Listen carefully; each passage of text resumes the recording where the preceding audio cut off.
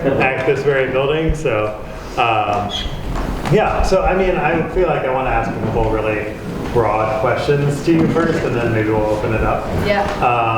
So I'm really curious, like, you know, I feel like the magic lantern is such a satisfying Victorian technology, you know, and I always think of the first time I know I saw one was in the Ingmar Bergman film Fanny and Alexander, where he's got the little kid has the candle in his bedroom and he's doing this, and it has such a sense of this like everyday magic to it, you know, which I think is so transporting about it, which I think works well with the kind of story you're telling. But I'm curious, like, for you, was it narrative first or was it medium first? For you, like, I want to make a magic lantern show. This is what I'm going to make with it. Yeah, it was definitely both at the same time. I knew that I wanted to like make songs about light, and then I realized that I needed to write a story to really tell the songs that, yeah, sound and light are kind of the same thing, and so I just wanted to like really explore that, and so I needed a story to convince people that music was light and that light was us and that we could be that. And so yeah, I had the idea of projecting images mostly of like my musical ancestors, people that had made the songs that inspire my songs, or maybe that I was directly referencing. And once I figured out that I could do that, then it was like, oh no, what if I made pictures instead of just taking pictures that someone else had made? So yeah, it was all kind of at once. And then, do you want to talk more about like your own history of like how you came to the magic lantern, how this was built? Did you build this yourself? Yeah, I did build this myself, so it's relatively easy, and I highly recommend making one. Yeah, so I can show you real quick. Just unplug this real quick. So what makes it a magic lantern? It's just basically like a fancy word for an old school projector. So this is my light source. There's a flashlight that just sticks in there. And inside this box here is a mirror, like at a 45-degree angle. And this lens just comes off, so maybe you can see that. And then I have this art that's painted on a roll that has to scroll through upside down and backwards. That's how it projects. And is that just a tin can? Yeah, this is a bean can. Basically everything in here is like pretty much trash or just from the hardware store or something. This acetate, I just want to give a shout out. It comes from Baker Supply website. It's like what you make a mousse cake with if you've ever made a cake. So you can get a huge roll of it, you know, just all pre-cut. Yeah, it's mostly trash. Yeah, so this is not really what like traditional mass-produced magic lanterns look like, but it's kind of the same idea. And usually there would be a candle instead of a flashlight. In the traditional version. In the traditional version, yes. It's funny because actually that mirror device is very similar to an overhead. Yeah, exactly. It's kind of like a backwards overhead projector. Yeah, so if anyone finds a box and a mirror and you get a magnifying lens, glass, or anything like that, you can make your own.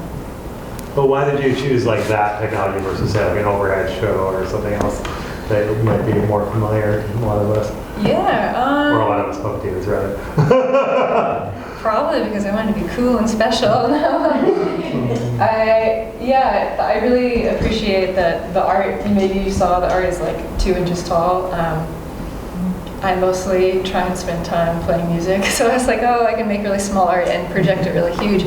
But then that is also like a narrative kind of element that you can take like this, how important seeds were in the story. Like you can take something really, really small and tiny and like just put your totally your soul into an inch, and then if you choose to, it can expand, you know, pretty much as large as you want it to. Yeah, and I think tonally the focal like characteristics of things like constantly bending and out of focus in that way of that particular kind of lens creates actually works really well with the tone of the story and the tone of the music. You know? Thanks. Yeah. It has its own narrative element. I think just watching it bend around the corner like that. Yeah, the overhead projector, as you saw in Erik's piece, is very flat compared to the lens that I have.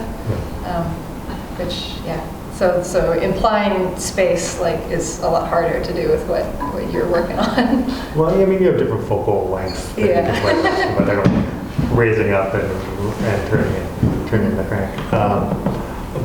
Yeah, and then we want to talk a little bit about the inspiration behind the narrative.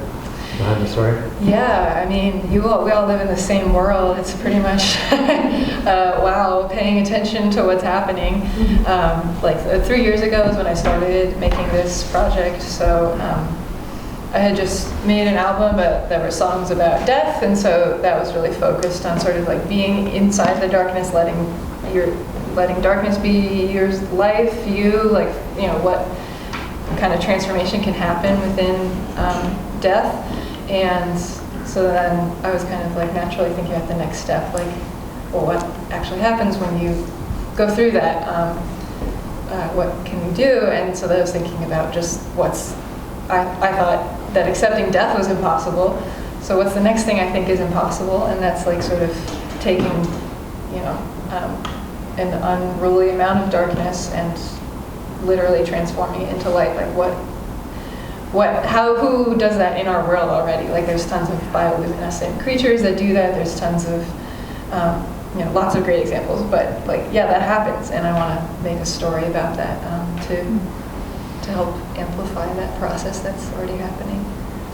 And are there particular, obviously it's taking this form of the fairy tale, are there particular literary figures or forms that are influencing you in that?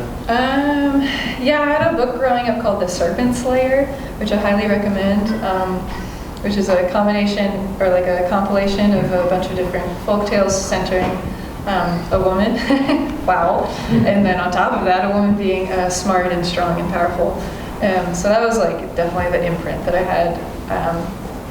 Stories from all over the world, and just like noticing how simple things, like simple stories, kind of are more affecting.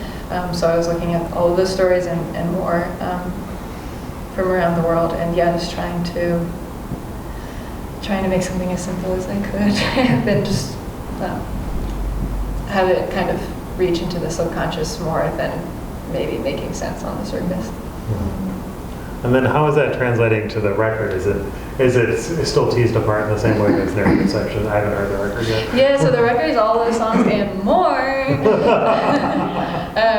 that was a really fun process. Yeah, it's kind of hard being like, I know everything, but you guys only know some things, and the people who listen to just the record will only know some things. So that was also kind of another piece I got excited by, like the fragmented nature of recording your art at all, or printing it and trying to share it with the world.